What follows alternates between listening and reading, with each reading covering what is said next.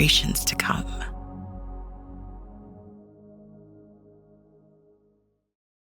Welcome to another edition of the TDN Writers Room podcast. My name is Bill Finley. I'm a correspondent for the Thoroughbred Daily News, also the co-host of the Down the Stretch radio show on SiriusXM Radio. Randy Moss here with NBC Sports. Sorry, I kind of lost my train of thought there. I was looking down at my notes. Ready to roll, Zoe. Getting ready to roll. I feel a rabbit hole coming on. That's exactly what I'm feeling here. With Randy's already prepping with his notes. All right, remember, we got to keep this show short. Careful. We have a limit on rabbit holes. Okay, 1.5 rabbit holes per show. How about that? Well, we have about an hour on the Saudi Cup, right? Yeah, that would be great. Yeah. That would be great, guys. You got me.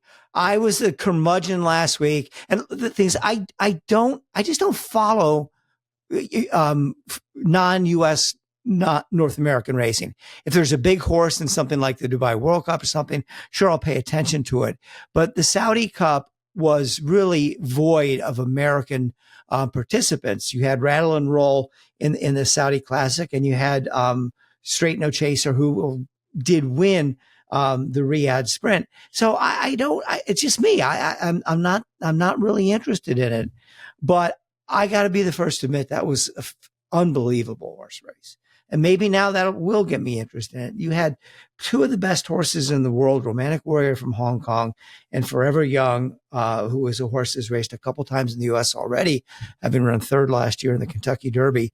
And Zoe, I'll start with you. I mean, we've seen a lot of horses, they lose their advantage. They fall back by a head and they come on again in the final yards and get the job done. I've never seen something quite like this, where Romantic Warrior went by Forever Young like he was standing still, opened up about a length and a half of him. The race is over. Absolutely, it's it. Go to the windows, cash your tickets on Forever Young. Of course, there's no pari-mutuel windows in Saudi Arabia because they don't take betting there. But was it a matter of Forever Young? Is that game and gutsy? Was it a matter of Romantic Warrior getting tired? It really was. Thank you for goading me into watching and showing some interest in it. It was something special. It was epic.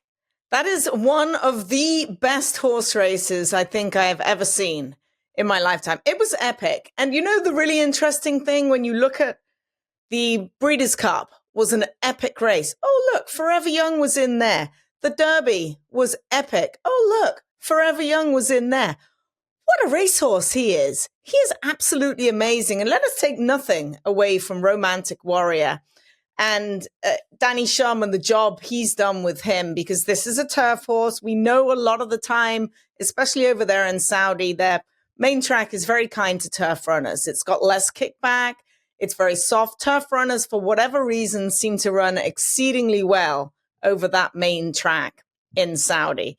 So I know probably James McDonald got a little bit of heat for the ride he put on Romantic Warrior. He was sitting in a perfect spot, just tracking Forever Young. He was almost right behind him.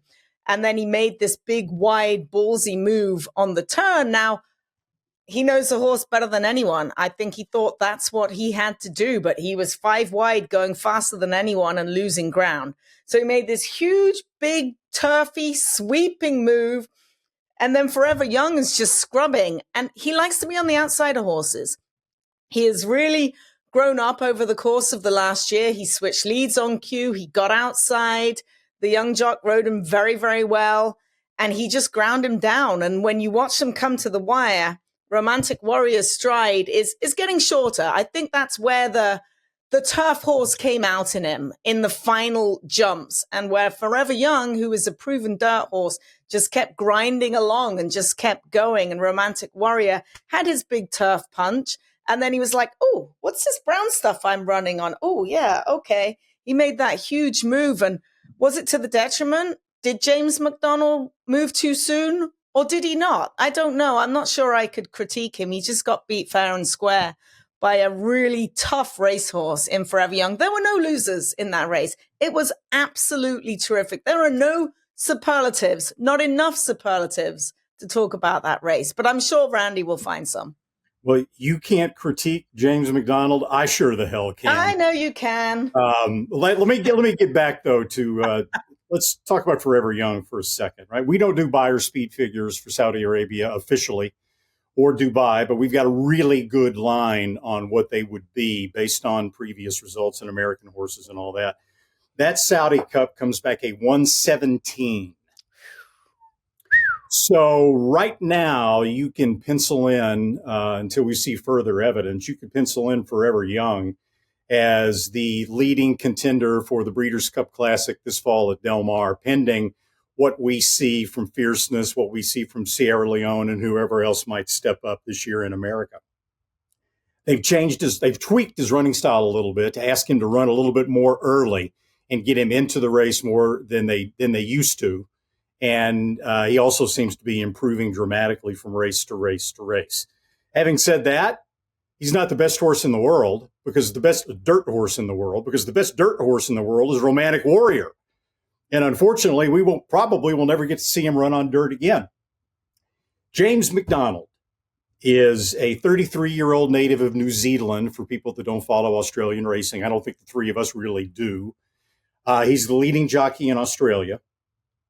Twice he's been named the Longines World Champion Jockey, 2022 and 2024. He's regarded as a superstar, and many people in Australia who have very good opinions believe that when his career is over, he will have gone down in history as one of, if not the greatest jockey of all time. That's the esteem with which James McDonald is held, okay? And he's very familiar with Romantic Warrior. He'd ridden him 12 times prior to the Saudi Cup. Having said that, even the best jockeys in the world will make mistakes. He said he was gutted at Romantic Warrior's loss. Well, he should have been gutted because he's the one that cost him the race. He's sitting there in a perfect spot. Yeah. Right behind Forever Young. You pointed out there's not a whole lot of kickback in Saudi compared to other racetracks. He was and comfortable. McDonald himself said that the kickback the horse was getting, he was handling beautifully. The three horses up around Forever Young were 66 to 1, 50 to 1, and 70 to 1. They all finished in the back of the pack. There was no doubt that if he had just been patient and sat in that spot, plenty of room would have opened up to swing outside of Forever Young at the top of the long Saudi stretch. Instead, he takes a right turn to lose ground 5 wide. And Zoe, he made his move at the half-mile pole. Oh, he was rolling.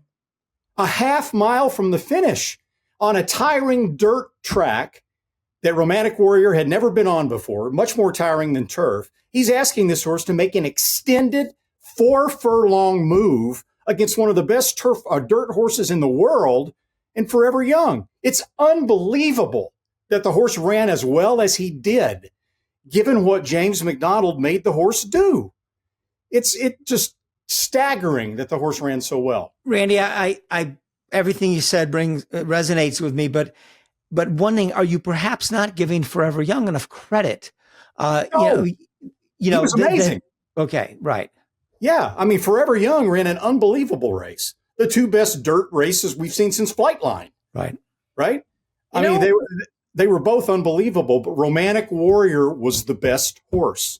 I wanted to hear from the connections afterwards, and I think they were all just a little bit sour because I thought maybe we might hear from the connections. The coverage was great, but I was like, are we going to hear from James McDonald or are we going to hear from the losing trainer? And there was like a mute silence. Nothing. Yeah. Crickets. Well, it's a shame that apparently Romantic Warrior is going to run on the turf in Dubai, which is fine. And then the trainer has said that, Danny, that they're going to send him back to Hong Kong and will probably never travel with him again. He's a 7-year-old. So dirt would be out of the question unless they run him on dirt in Hong Kong. I mean, who knows? But wouldn't it be great to have he and Forever Young rematched in the Breeders' Cup Classic against our best dirt horses? It would be unbelievable. But sadly, apparently that's not in the cards. But he is the best dirt horse in the world. And he's going to be one and done with an unbelievable second-place finish in the Saudi Cup. It was an amazing race. He's 18 for 24. Forever Young is 8 for 10, and he's got a lot more running left in him.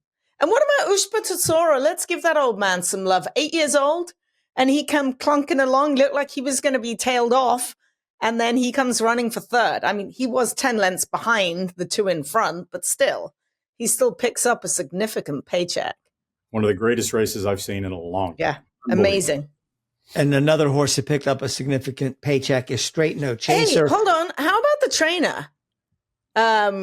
What's his name? Yoshida Yahagi. And With the purple hat guy. Yeah. Amazing. He's only been training for 20 years. Like, he's 63 years old. He started training. He got his license in Japan in 2004. He's done a lot over the course of his short career. Like, you'd think he was a guy who's been training since his 20s. I mean, he's done a marvelous job. His whole team is phenomenal. And the Japanese, of course, they were unbelievable as always in Saudi Arabia. I mean, I know, Coolmore typically doesn't send their very best to Saudi Arabia. They wait for Dubai. And Godolphin obviously runs their best in Dubai and not Saudi Arabia. But still, I mean, the Japanese, again, time and time again at the Saudi Cup have been just almost unbeatable. The only American winner on the card was Straight No Chaser in the Riyadh Dirt Sprint. Well, what a good horse this horse has turned into. It's taken a while, but Dan Blackler's done a terrific job. He's now 5 of his last 6. He's in peak form. I don't know what they have planned for him when they bring him back to the States, but I can't imagine there's another sprinter out there, Randy, that right now, if he stays at the level that is right now, I don't know if anybody can beat him. Well, apparently the tentative plan is the Golden Shaheen in Dubai. And then after the Golden Shaheen, give him some time off until probably the Santa Anita Sprint Championship in the fall as a prep for the Breeders' Cup Sprint and a defense of his title there at Del Mar. Dan has done an unbelievable job, Zoe. He's done fantastic with this horse who's had soundness issues almost his entire career. So knock on wood that he stays sound for these races later in the year. But Dan was trying not to be cocky when he was interviewed before the sprint in Saudi Arabia. He said, all I want him to do is break well from the gate. If he breaks well from the gate, I don't think they can beat him. And he broke like a shot. And he was terrific job. $110,000 he cost. A big shout out to Nick Hines and Joe Moran for purchasing this horse for my racehorse, who just pops up all over the place. He's now 6 years old. Kudos for them for even keeping him in training, because he's already won the Breeders' Cup Sprint. He could have easily took down this race and now been retired to stud. So the fact he's going to keep running throughout his 6-year-old year is amazing. And he's just a really cool horse. So great job, Dan. Happy for the home team. The TDN Writers Room is brought to you by Keeneland. It was a Keeneland September exacta in the Grade 3 $1.5 million Saudi Derby on Saturday when Golden Vekoma, $145,000 September grad, led home Shin Forever, $160,000 September grad. That is an exacta for the ages. And speaking of derbies, tickets are on sale for the Kentucky Derby celebration on Saturday, May the 3rd. Enjoy watching a live coverage of the Kentucky Derby at Churchill Downs from Keeneland. Purchase tickets now at tickets.keeneland.com/racing. We'll be right back after this message from Keeneland.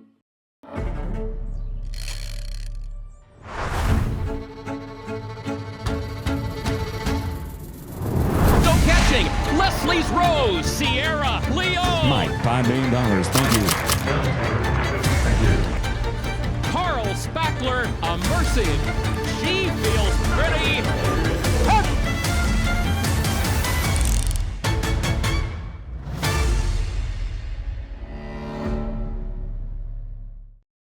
The fastest horse of the week comes to you this week courtesy of Timberlake, one of the fast sires at WinStar Farm. And it's fitting because we'll be discussing last Sunday's Rebel Stakes at Oaklawn Park shortly. And Timberlake, co-owned by WinStar, won the 2024 edition of the Rebel. That was Timberlake's first start as a 3-year-old following a 2-year-old campaign. It saw him beat Fierceness in the Champagne with a 93 Beyer speed figure, and before that break his maiden by 9 1/4 lengths over 2 future graded stakes winners to become a TDN Rising Star. Timberlake and Practical Joke are the only sons of Into Mischief presently standing at stud that were Grade 1 winners as 2-year-olds, and the TDN's Chris McGrath named Timberlake a silver value sire. this year. And here's the value. Timberlake's first-year stud fee at WinStar is just $20,000, and limited seasons remain. Now, we can play a guessing game here. The fastest horse of the week isn't Razorback winner Alexander Helios. It's not Bob Baffert-trained sensational debut winner Cornucopian, who got a 101, or the up-and-coming sprinter Montalcino. The designation this week goes to Emirates Road, who Saturday over a deep track at Aqueduct won a first-level allowance with a Beyer speed figure of 105. As you can tell by his name, Emirates Road, bred and previously owned by Godolphin. He's by Quality Road. His third dam was Breeders' Cup Sprint winner Desert Stormer. But he wasn't a good racehorse for Godolphin. They abandoned him, basically. They gelded him, sold him privately. Those owners got rid of him, too. He wound up being claimed for $30,000 last June by Sandy Goldfarb and partners, turned over to Brad Cox. And now the 6-year-old Emirates Road has 3 wins and 2 seconds in his last 5 starts. And somewhat surprisingly, is our fastest horse of the week.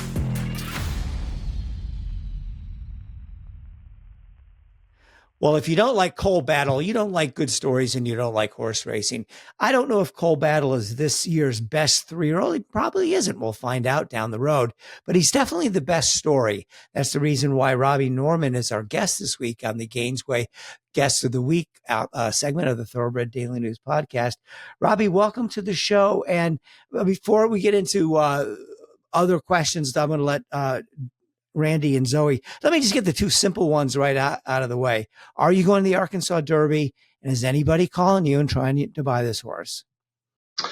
Okay, the first one, I've spoken to Lonnie, the trainer.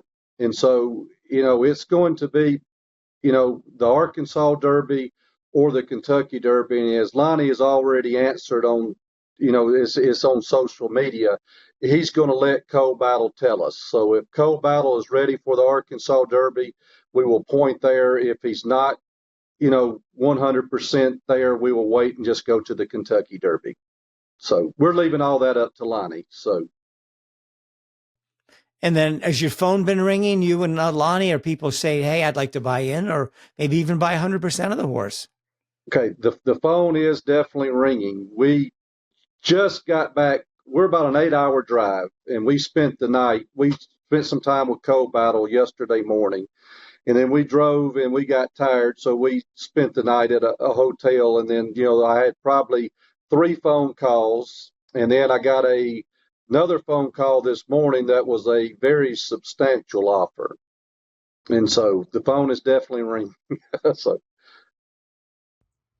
So what are your thoughts about substantial offers? As of right now, I told Lonnie to be polite, and I've told everybody I would keep their telephone number. But as of right now, we are not going to sell. So we're going forward. So, and we're happy with that. You know what I'm saying? So, we like what Coal Battle's doing. The offers are great. And, I try to be as respectful to the people and appreciative, but at the same time, what is money versus the Kentucky Derby? You know what I'm saying? So, so we're just enjoying that ride. And right now we're going to, keep Coal Battle and everything. So. It's obviously a fantastic story. You said something a second ago that kind of confused me a little bit. We also looked at getting your trainer, Lonnie Briley, on here. We're told that Lonnie doesn't have an email and doesn't have a computer, but you mentioned Lonnie and social media. What's the story there? Well, you're right. When we go to sales, I've been with Lonnie for 12 years. Technology is not his thing. He sort of leaves that up to me, and I had a hard time just getting ready for this podcast today. You know what I'm saying? So I'm not technology either, but Lonnie has no email. They have interviewed him. When I say social media, they have come by the barn and interviewed him before he left to go back to Louisiana. He's done made it back to Louisiana this morning and everything. So, So he sounds Robbie, like a real throwback. Yeah. So Robbie, how does this story begin? Because you're a grocery store owner, you didn't know Lonnie, you weren't in the horse business, you were getting divorced. Can you take us back in time and tell us how this all started? Because I think it's very interesting. Yes. Now, I son of a Baptist minister, You know what I'm saying? So, when you're in Alabama, the main sport is going to be Auburn versus Alabama. If y'all land in Alabama, you're going to have to declare Roll Tide or War Eagle, and I got a lot of family members that are Roll Tide, and they're screaming Roll Tide when Cold Battle wins, but at the same time, we're War Eagle. You know what I'm saying? So, Alabama's dominated by that. And so you see yourself sometimes as a workaholic. And I was went through the divorce, and I was moved into an apartment before I was going to look for another home. And you ask yourself one night, how did I get myself into this? You know what I'm saying? It was something that wasn't planned or wanted. And I said, I need to find me a hobby. Well, I don't like to hunt. I don't like to fish. You know what I'm saying? So, I was struggling for that idea. And one night in that apartment, I was flipping through the channels, and the horse racing channel was on, and I guess they were showing horse races, and then they went into a documentary on Union Rags, and I said, I'm going to do something. I had two young sons. I said, we're going to change the negativity, and we're going to go out and win us a victory. You know what I'm saying? And change the narrative. And so I started researching, and it led me to Bill Kaplan in Florida. And so this was probably around the end of the year. And by the time OBS April, the Ocala Breeder Sale in Ocala come around in April, I was all ready to go, and everything, and thought I was going to go down there and buy a Kentucky Derby winner first time out, But I did buy some good horses. And the first one I ever bought won Louisiana Champions Day. And since then, we've just been hooked. We like to do all aspects of racing. And as I've told other people, it took a while to accept you got to take the good with the bad, And so you got your highs and lows. And, I've taken my two small boys to fairgrounds tonight racing. And we get down there. It's a 4-hour drive. They were real young. They done about drove me crazy. And then we're the favorite in the race, and the jockey falls off coming out of the gate. And then we actually ended up winning the race with no rider. And it's like, I come all the way down here for this, and we got to go back another 4 hours, But we learned to accept the good with the bad, and we always try to make a vacation around a lot of the major races. So we really, as a family, we really enjoyed a lot and everything. So, how's your Derby fever? You got a temperature coming yet? Not yet. I thought it would hit me harder than what, and I've just been realistic about it. And because every race you're thinking, I'm a numbers man. I'm going to count it by college degree. Now, I let all the horsemanship go to Lonnie. I like looking at the numbers and studying the numbers. And really, we never have had the numbers. And you read that in a lot of the articles. And so, Cold Battle, every race, he just keeps showing us a different, aspect of him that, he keeps surprising us. I was very worried in the Rebel. But I did like, the pace fractions and where he was at. And Juan Vargas, the jockey, has done an outstanding job with him and everything. But the fever's starting to creep in now that we got the points. I didn't want to celebrate without the points, but we're talking about it a whole lot more now that we got the 70 points. So we're excited. Robbie, you bring up an interesting point. 2 starts back, he wins wire to wire. And there was a quote from Lonnie saying, halfway through the race, I was ready to kill the jock for putting him on the lead. In the next stakes, in the Rebel, he comes from mid-pack. What's the difference? Why to the lead in one race? Why is he a stalker mid-pack horse the next? Do you guys just leave that up to Juan to figure out, or what? Yes, I think Juan did a great job in the Smarty Jones. Now, I was standing beside Lonnie, and Lonnie just was, we wanted to come off the pace, and Lonnie was upset. I'll promise you that. And I said, Lonnie, look, it's 49-1. I said, the pace is slow. And by the time I saw 49-1, I knew the pace was in our favor. I done got so excited and started hollering. I never saw the 115. I done got cranked up by then. So, but when I noticed that it was 49, I knew being on the lead was going to be in our favor that day and everything. But now Lonnie always prefers for him to come off the pace, and I think when I saw the pace yesterday and where he was at, and knowing that he can make that quick move, I was very happy. And like I say, Juan has done an outstanding job of reading the paces in all these races and everything. So, Robbie, he first caught my eye, Coal Battle, when he won the Jean Lafitte at Delta Downs, a race that when you watch the video, he had no business winning. He blew the first turn, drifted out to the middle of the racetrack down the stretch, and he manages to just draw off and win anyway.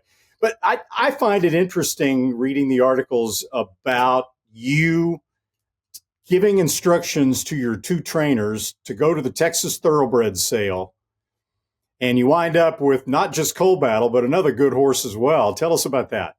Oh, that was, it's a once in a lifetime story. That is, I bought 4 this year, but, racing can be expensive, and so when they win, I said, I'm only going to be able to get 2, 1 each. And I said, y'all have got to, and we're all good friends. So when I say pressure, I really don't put the pressure, but I say, if we're going, let's get the 2 best horses there. You know what I'm saying? And so we had the half brother to Secret Fate. So the Gellners, they landed on her. And then Lonnie, he got it to 3. And all 3 have turned out to be good horses. And the ironic thing is that where we almost didn't get Coal Battle is because he was Kentucky bred.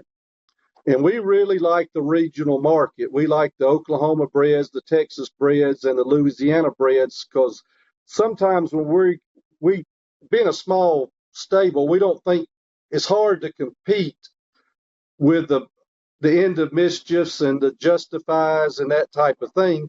And winning a trophy means a lot, whether it's in a small regional market or, the Kentucky Derby. So we like to put our horses in spots where we can compete for trophies. And so the almost did not get Coal Battle because we wanted the Louisiana bred. And I bid on him online, actually, right here where I'm sitting now.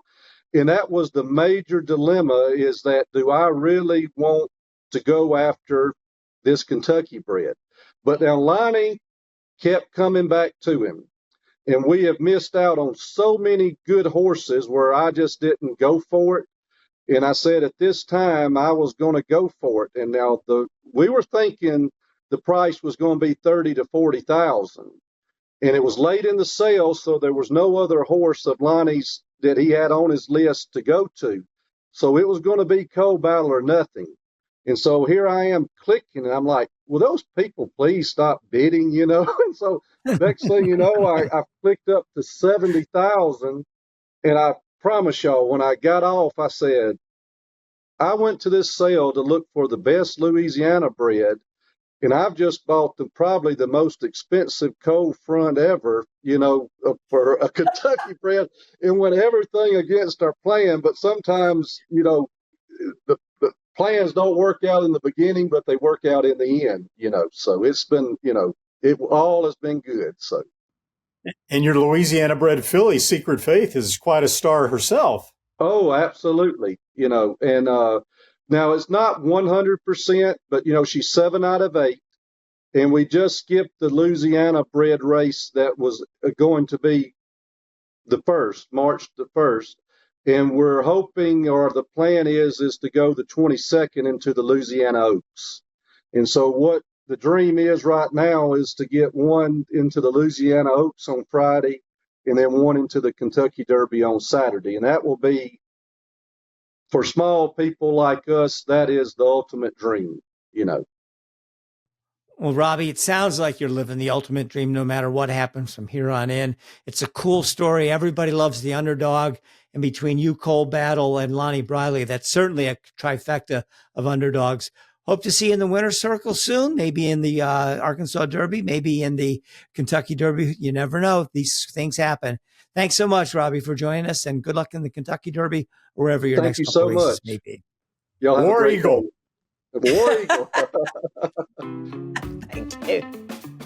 Robby Norman, our guest of the week, was brought to you by Gainsway. Bill here is always complaining about the abbreviated careers and the infrequent starts of today's racehorses, and rightfully so. But Gainsway stallion Raging Bull ran 22 times over 4 seasons, which nowadays qualifies as a robust career. 15 of those 22 were in Grade 1s. He won 3 of them, the Hollywood Derby, the Shoemaker Mile, and the Maker's Mark Mile. Placed in 6 others, earned $1.7 million. And he's by Dark Angel, a perennial leading sire of sprinters and milers in Europe. Here's a Gainsway alert. You can watch later this year for Raging Bull's first crop, which are now 2-year-olds. Gainsway, power, passion, performance. Introducing a stallion, as top class as they come. In 22 career starts, he won or placed in 12 graded stakes, competing in 15 grade 1s, earning over $1.7 million. His undisputed speed is evidenced by 7 100-plus buyer speed figures, a 3-time grade 1 winner, Raging Bull. This week's edition of First Things First is all about the Corgis. Yes, they did run last week, but we were too busy catching up with John Sheriffs talking about Baeza. So this week, we have Corgis, Corgis, Corgis. Emmett is a 4-time winner. Will he or won't he win?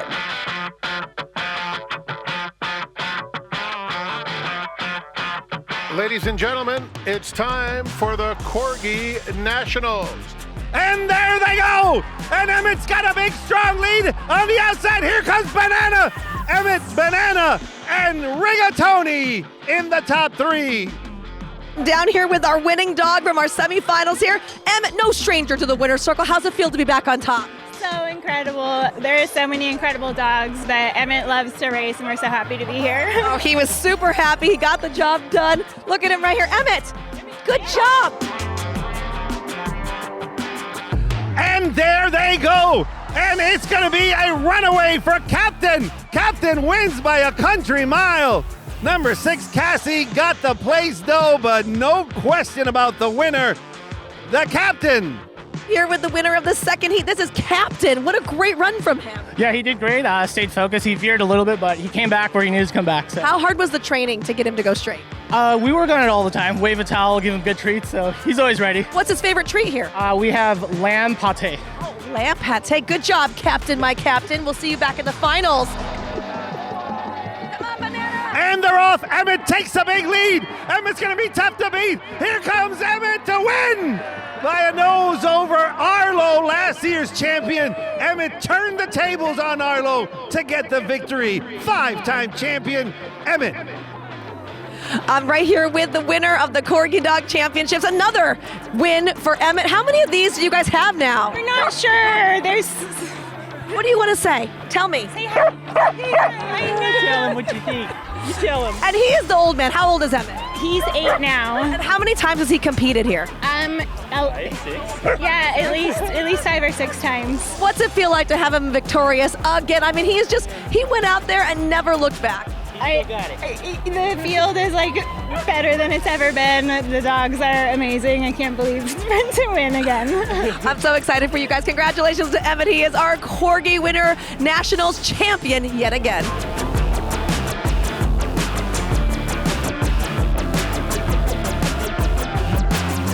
And yes, he did. He is now a 5-time winner. Emmett, he's just so stinking cute. At 10 years old, he's now won the Winter Championship 5 times. All right, let's get back to Santa Anita. The first racing tour does continue. We do have a 12 o'clock post time on Saturday for a 10-race card. There'll be 4 graded stakes, including the Big Cap, the Grade 1 event that will feature locked in there. We'll have Festa de Santa Anita, Luce Libre. I know Randy will like that.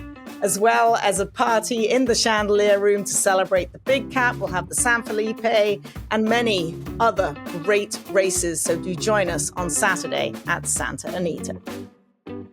So looking back on what happened last week, the big races over the weekend, were being run at Oaklawn. They actually had to postpone them by a day because of the track just extreme cold. Randy, have you, in all your years in and out of Arkansas and Hot Springs, you ever seen a situation like that where the track was closed and the temperatures got down in the teens and something? I grew up in Hot Springs wanting a winter like this and never getting one. And now I get to watch it from Minnesota, ironically. So. Well, you get a winter in Minnesota, that's for sure. What's the temperature there today, Randy? Oh, whoa, it's shorts weather. It's like 45 degrees. It's wow. It's going to be 80 here today. Oh. So anyways, the biggest race so far as the 3-year-olds go is the Rebel Stakes. And we already talked about so much about Cole Battle. Just a couple of little more things about trainer Mr. Briley. So he's been training since Lonnie Briley. He's been training since 1988. He's won only 341 races. And the win the other day at Oaklawn was his first ever in his career. So that's 36 years it took him to win his first Grade 1 race. Again, the type of guy that you really want to root for. Cole Battle doesn't get a lot of respect because he's trained by Lonnie Briley. If he were by Into Mischief, trained by Chad Brown, and had those 2 races, everybody would be raving about him, and he'd be in everybody's top 2 or 3 for the Kentucky Derby. But that's the way it goes.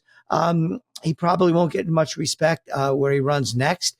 Lonnie said that's either the Arkansas Derby or maybe he'll just go right to the Kentucky Derby. The horse, Zoe, that I was disappointed in was Sandman. He didn't run terrible, but he ran kind of a modest third. His race beforehand was so good with all that trouble. He didn't run back to it. Was it just really good because the jock almost fell off? And he got left? In hindsight, maybe, yeah. Yeah. So he ran his race. I didn't think he had an excuse. He certainly had the pace up front. 22-2, 45-3. They were rocking and rolling on the lead. I thought Madaket Road, the Bob Baffert kind of C-stringer or B-stringer, ran a very good race in defeat because he was up there on a very, very solid pace. Juan Vargas simply must have a good clock in his head because we've seen that horse win on the lead in 49, and then we saw him come off the pace in a very hot pace. And we're talking about an early move from James McDonald. I think that Juan Vargas timed this just perfectly because it looked to me like he caught Irad Ortiz napping maybe a little bit on Madaket Road because he caught up to him so quickly and went on by him. And if you watch the body language on Irad, all of a sudden he looks over and he's like, oh my God. And then he starts riding. And, he went fast early. Madaket Road actually ran a much better race than I gave him credit for. He ran a huge race, but Cole Battle was better. He's just a gritty horse that just keeps getting better and better with every start. It was the first time Madaket Road had ever been on the early lead. It's only the 4th start of his career, and obviously I think he kind of likes that running style. It seemed to agree with him. I thought Vargas rode a great race as well. He sits 7 lengths, 8 lengths back in a perfect spot given the early fractions. Gets bumped a little bit going into the turn by Speed King and Rafael Bejarano. Didn't bother him. Makes this huge move around the turn to the top of the stretch, like you said, maybe catching Irad Ortiz by surprise. The horse got to Madaket Road so quickly. Yeah. And this just looks like a cool little horse. And you hear this all the time, and it's overdone. But he seems to be the kind of horse that rises to the level of his competition. Right? That speed figures can't necessarily quantify. He didn't, he was well behind the others in terms of, best lifetime speed figures and all that going in to the Rebel. And he clearly was the best horse in the Rebel. Sandman, makes this, he's about 6 lengths behind at the quarter pole. He's about 5 lengths behind at the 8th pole. He's about 4 lengths behind at the 16th pole. And he gets beat a little less than 2 lengths, and then he gallops out in front. But it's Sandman. It's Sandman's MO. We'll get him next time, right? It's been that way his entire career. He leaves you thinking that next time out is going to be different, that he's now going to develop even more, and he just seems to run kind of the same race. What was the horse's name Asmussen trained him? He was second in the Derby at huge odds and always kept running second and galloping out in front. Oh, okay. We always thought next time. Looking at Lee. Looking at Lee. Yeah. You're looking at Lee. Yeah. and obviously, Sandman's a really nice horse, but the buyer of this race comes up at 91. Okay. It's the best career by Coal Battle, but it's not the kind of number that it's going to take to win the Kentucky Derby. So Sandman, again, is going to have to make a big step forward in the Arkansas Derby. And he'll probably make this huge closing run and wind up second or third and make people think that he could win the Kentucky Derby in a mile and a quarter. We'll see. So far as the fillies are concerned, Muhima, who was my number one on my Roads to Kentucky Oaks top 10 for the TDN, ran an okay third. The winner was Quiet Side, who kept finishing second, third, etc. So Good Cheer will go back to where she should have been all along, number one on my chart for next week. I thought it was a good race. Okay, so Quiet Side wins the race. Let's just go from the beginning of the race. 5G broke like a shot. The daughter of Vekoma, just her second lifetime start. The thing that really struck me about her was how relaxed she was on the lead after breaking like that. She's going to be a good filly. I loved the way she relaxed down there. Muhima was caught in a place that she's never been in and didn't look like she liked it. It was a very uncomfortable position with Flo aboard her, kind of feet on the dashboard. She never looked happy. She got out at a good point in the race and made kind of a winning move down the lane. But Quiet Side, it was her day to shine. I thought she ran a very good race. But mark my words, 5G came on at the end. And just because she's by Vekoma, don't kind of peg her as a one-turn type of horse. For her second lifetime start, first time going 2 turns, the way she relaxed and the way she finished after setting the pace, I thought she ran terrific. Look, let me talk about Muhima first. I got 2 words about her: learning experience. Yeah. On more than one level. Okay. For her, for the horse herself, yes, learning experience. First time she'd ever been in that kind of situation. For horse players, it should be a learning experience. She went off at 4-5. And anytime you're betting the horses and you have a horse that goes off at 4-5 that you can reasonably predict, especially an inexperienced filly, is going to be in a position unlike any she's ever had before, then it's a bet against. Now, whether you can pick the right one to bet against her, that's one thing. But you knew going in she was going to be beaten to the lead and she was going to have to sit in the pocket, which she never had to do before. And she didn't run quite as well in that scenario. She got Ortized, right? Not in in a perfectly legal, perfectly race riding way. Irad sins 5G even more than he sent Madaket Road. Yeah, a race later or 2 races later, and then Muhima is getting ready to flip outside of 5G in a nice stalking spot, and Jose Ortiz on Quiet Side sees that and niggles on Quiet Side to quickly get her up next to Muhima and force Muhima back down into the top, back down into the pocket. Right? Didn't really force her, but took that option away from Flo to flip outside of 5G and forced Muhima to do something that she never had to do before. It was a winning move, I thought, by Jose Ortiz, who won 4 races on the day, and I thought 5G ran great as well. So there was some off-track news made this week, and it's good to see Heise once again being able to put write positive press releases, mainly about how much the breakdown rate has changed. And in 2009, when the Jockey Club started the equine injury database, the amount of fatalities in a race was 2.0 per 1,000 starters. In 2024 at the Heise tracks, that wouldn't include the non-Heise tracks, which are Texas, West Virginia, and Louisiana, it's now down to 0.9 per 1,000. So you've had a decline of 55% since the Jockey Club first started taking these numbers down. And, the Heise has had such a roller coaster existence in its first year and a half or however long it's been. And I think they've done a horrible job of some of the things they've done, mainly suspend trainers early on in the game that anybody with a brain did absolutely nothing wrong. But they've gotten that act together now. There's no more of these provisional suspensions. But we've been talking, and the racing industry has been talking over the last 7 or 8 years, that the very number one threat to the future of this industry is the animal rights activists getting their ire up, getting into the state capitol buildings, and getting legislatures on their side. If HISA can pull this sort of thing off, then everybody needs to support them, and the hell with whatever else is going on, because this is a super important statistic. Yeah, I mean, I'm going to sound like a broken record here, but you can go back to when HISA was first enacted and we started talking about it on this podcast.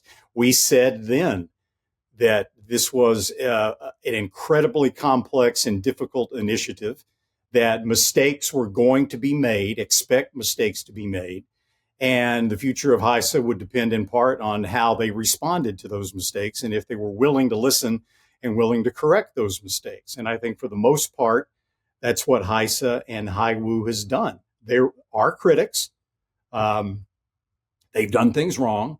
They have corrected a lot of those wrongs along the way. They've won over some of their harshest critics, not all of them.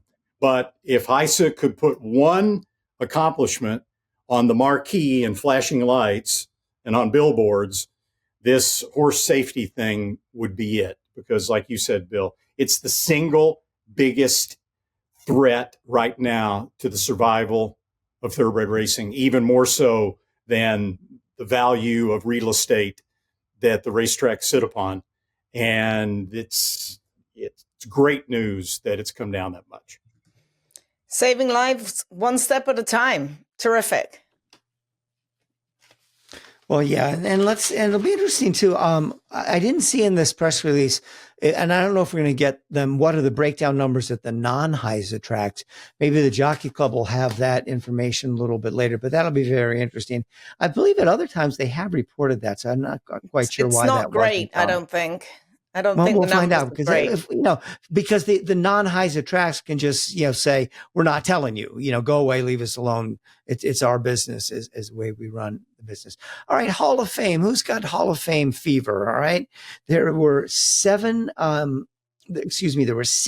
nominees came out this week. Only one jockey, Jorge Chavez. Then the rest were, of course, trainers and jockeys. I tend to be a very hard grader on this. I am of the belief that it's not the Hall of the Very Good. It should be the Hall of Fame. So I'm inclined to vote for fewer people than I think the average voter, but I will be voting for 3 horses and or people this year.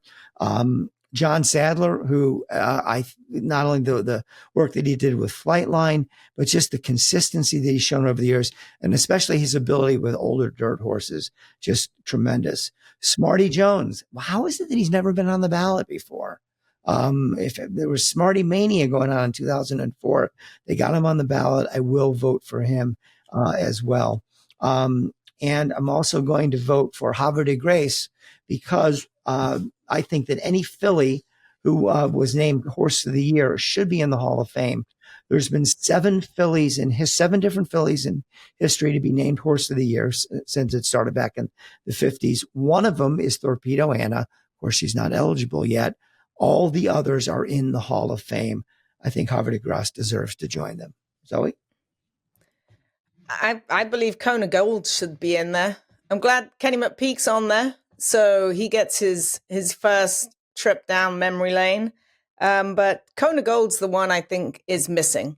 I mean, what horse runs in 6 Breeders' Cups in a row? I mean, seriously, that's my beef. That's all I have to say.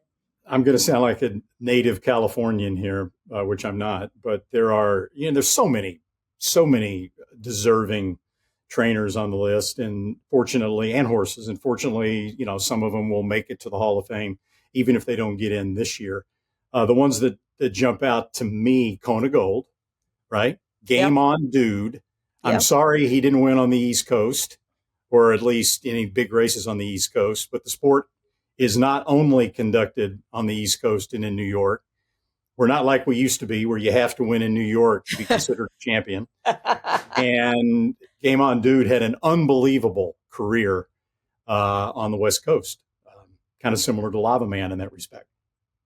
And also Smarty Jones. Okay. And for trainers, Doug O'Neill has better stats as far as Triple Crown wins, Breeders' Cup wins, career wins than almost all of the other trainers on the list of nominees. And so Doug O'Neill is going to be my trainer vote for the Hall of Fame as well. But remember now, you can vote for as many as you want. And the rule is if a horse and or person gets 50% plus one of the total amount of votes cast, they're in. So do you guys both vote then? I do, yes. Isn't there only like 14 people that vote? No, I was told it was 170. Oh.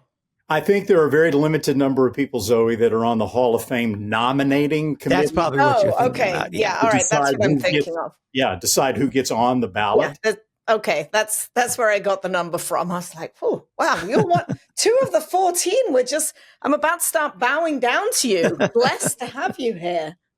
I was on the nominating committee at one time, and then a couple years in a row, I forgot to send in my ballot, so I got booted.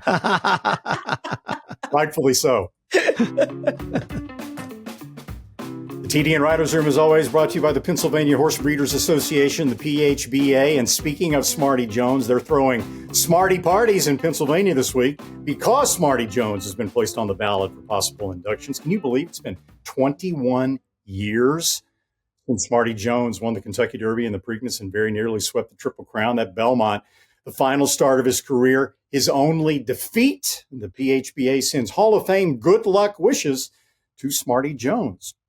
Meanwhile, we've been introducing you to one Pennsylvania stallion a week, and this week it is Capo Kane, who was on the Derby Trail back in 2021, winning the Jerome and finishing third in the Withers Stakes at Aqueduct.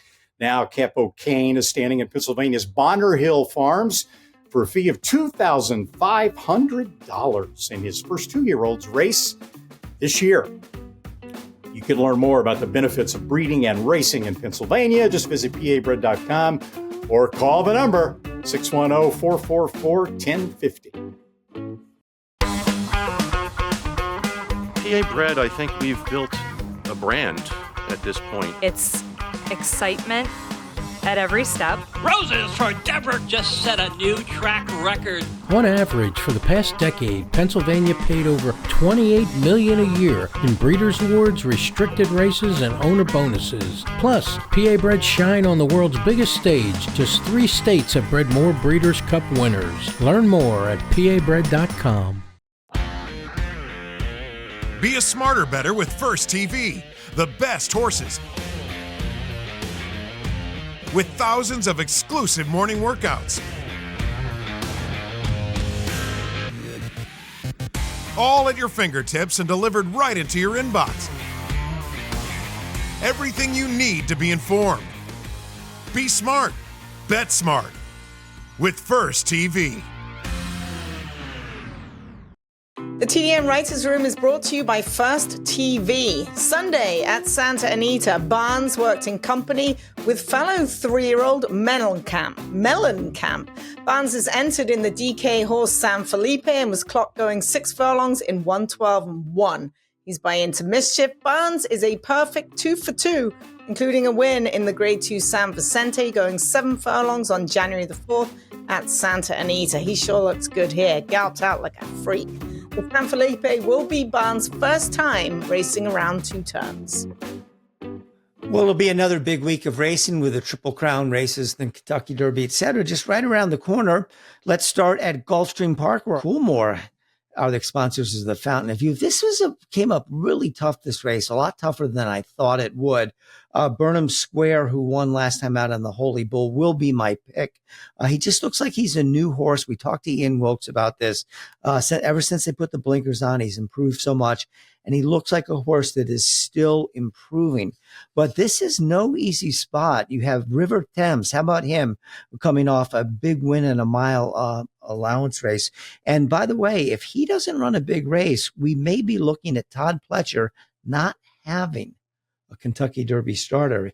The horse he has with the most points is that Bassimo horse who ran up the track the other day in the Risen Star at the fairgrounds. So River Thames is obviously interesting. I think the other Pletcher horse, Gate to Wire, although the horse has only been sprinting, got a shot. I want to see if he can stretch his speed out. And I think you two guys are both big Sovereignty fans, aren't you? Don't forget about Keep It Easy, the son of Hard Spun, draws towards the outside with Corey Lannery.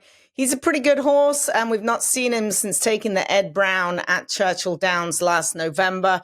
River Thames, like you mentioned, obviously Burnham Square. Sovereignty, to me, is the most interesting of all coming out of the Street Sense. Now, I looked up one of his most recent works this morning on First TV, and it was a gate work, and he worked in 49 and change with a horse called Chillax. And I'm watching, and I'm like, oh, Jesus, he's going to get beat here going 49. And I had to go back and look up some of his other works. He's not the most generous workhorse in the morning. So I'm not really quite sure where to gauge, because I thought maybe he would have grown up over the course of the winter. He's a big, good-looking horse, but mentally, you got to ride him. Like, it really wasn't a very pretty work to watch. Now, the horse he worked against, Chillax, remember that name? A Godolphin Bernardini colt, runs in race 6 on Saturday at Gulfstream Park. You're going to hear big things from him. He's a good horse. So I'm not sure what to think about Sovereignty coming off of kind of a funky work, but I'm not sure he's a great workhorse. What do you think, Randy? You'll have to look it up. No, I don't think he is. And Bill Mott was quoted as saying that he's running him in the Fountain of Youth because he needs to get started. Yeah. Which kind of leads you to believe that he's been waiting on the horse to show a little more in the morning before he enters him, and he just hasn't done it. So no. We'll see how he runs, but he is a fascinating horse. I agree with you, Bill, that Burnham Square is definitely the horse to beat. We talked before the Holy Bull about how the configuration of the mile and a 16th with the exceptionally short stretch at Gulfstream would play to his disadvantage. It didn't in the Holy Bull. It might on Saturday. What's going to happen, I think, is that you're going to have Gate to Wire sprinting to the early lead from post position number 1. He'll probably get a clear early lead. And if things go according to plan, River Thames would be sitting just behind him, stalking. They've worked together in the morning several times, River Thames and Gate to Wire. And every time, River Thames just basically kicks the stuffings out of him. But Gate to Wire, again, sort of like Sovereignty, has never been a good workhorse, which is why Todd Pletcher started him off on the turf, because he was working so poorly on dirt.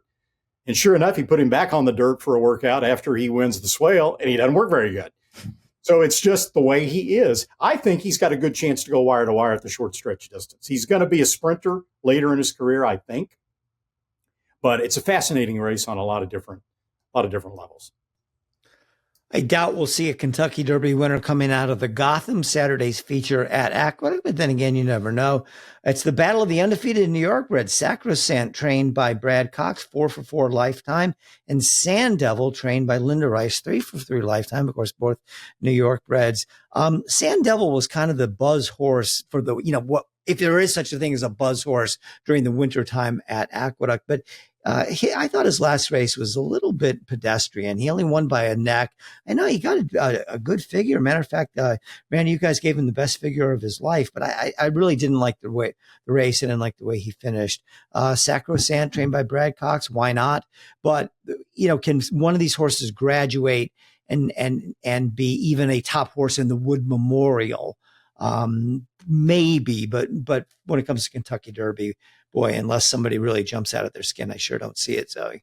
Watch out for Flood Zone. First time in the barn of Brad Cox. This is a private purchase. He just broke his maiden by 5 down there at Gulfstream Park. Wathman Racing take over the ownership of this son of Frosted. I think he's a pretty nice horse.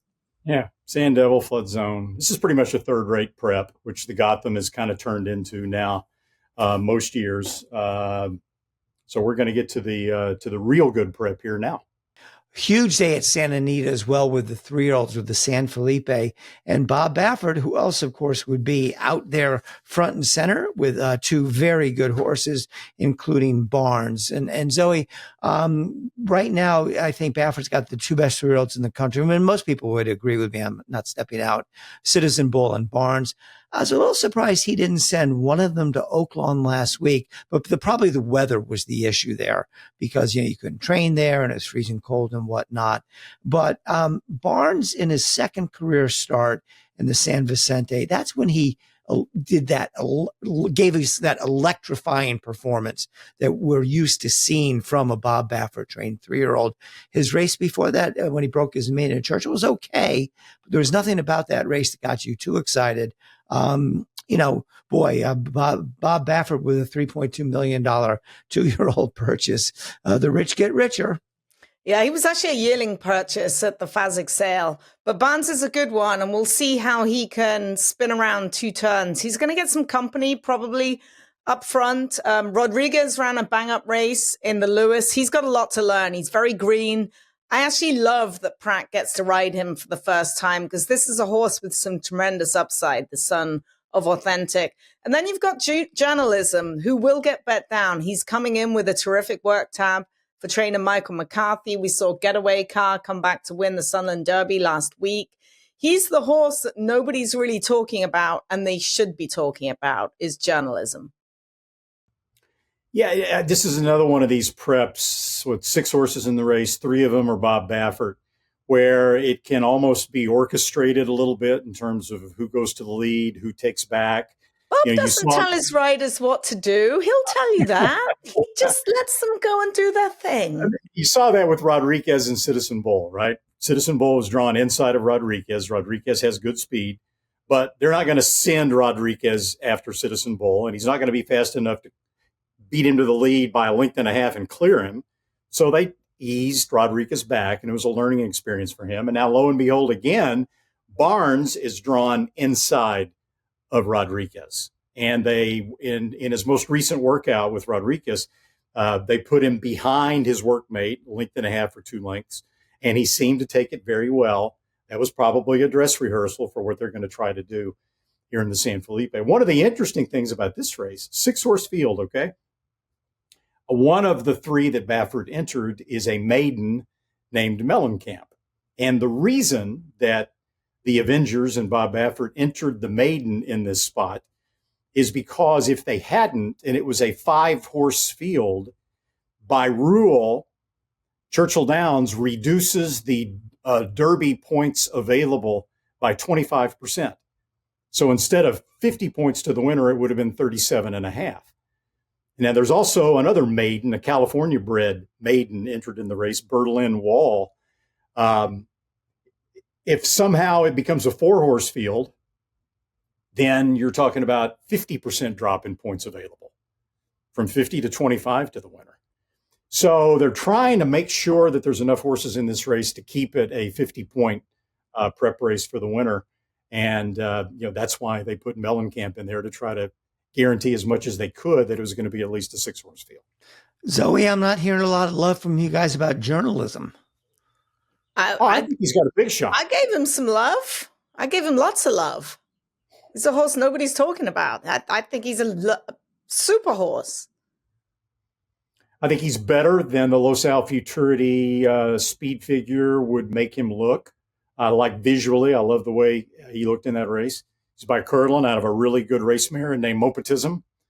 He's got a lot. There's a lot to like about Journalism. We'll see how good Barnes is because Journalism's a pretty decent horse.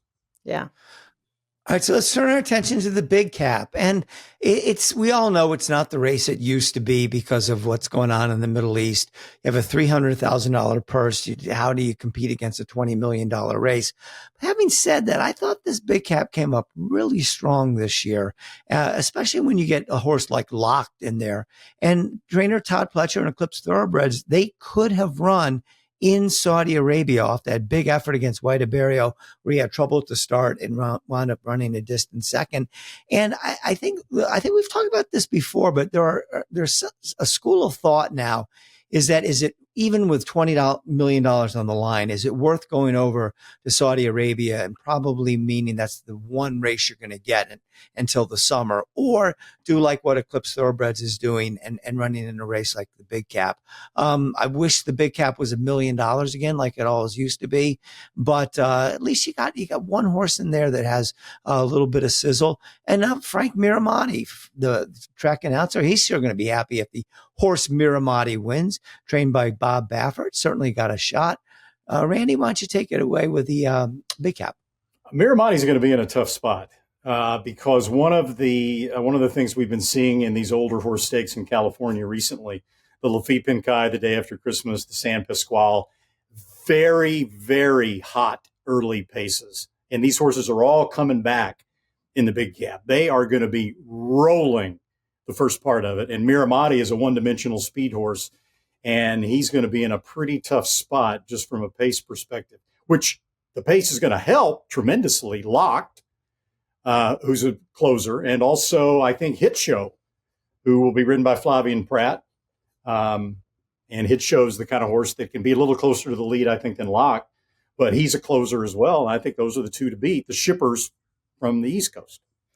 I'm right with you there. I loved Locked in the Pegasus World Cup. Gets the blinkers on. Now, that's not going to help him if he's not facing the right way when the gate opens. Might actually hinder him. But he's going to be a little bit closer with the blinkers on there. And, Hit Show is a very interesting horse coming in. He's kind of a grade 2, grade 3 horse at best, in my opinion. But he's certainly going to have the pace to run at. There is going to be pace plenty in here, like you mentioned. And now for our weekly West Point update, brought to you by our sponsors at West Point Thoroughbreds. West Point was hoping for a win with Sandman in the Rebel, but at least his third place finish netted him 15 more Kentucky Derby points. He now ranks 6th on the list with 29 points before this weekend's action, which, as we mentioned, includes the Fountain of Youth and another West Point runner. That would be Keep It Easy, the horse that Zoe mentioned.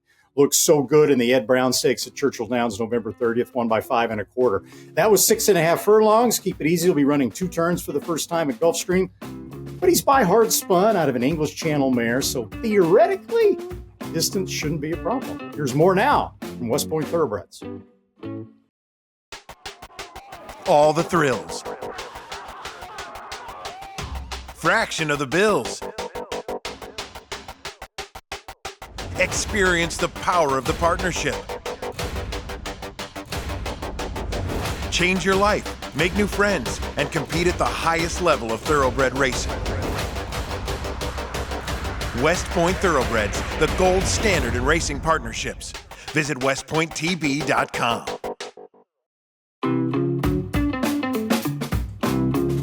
That's a wrap on this week's show. I want to thank my partners, Randy Moss and Zoe Cadman. And I want to thank horse owner Alex Bregman for signing with the Boston Red Sox. And I'd also like to thank our guest of the week, Robbie Norman, who's the owner of Full Battle. And of course, the people that work behind the scenes for us, Katie Petruniak, Anthony LaRocca, and Aaliyah LaRocca. Thanks so much, guys. Everybody have a great weekend of racing. See you next week.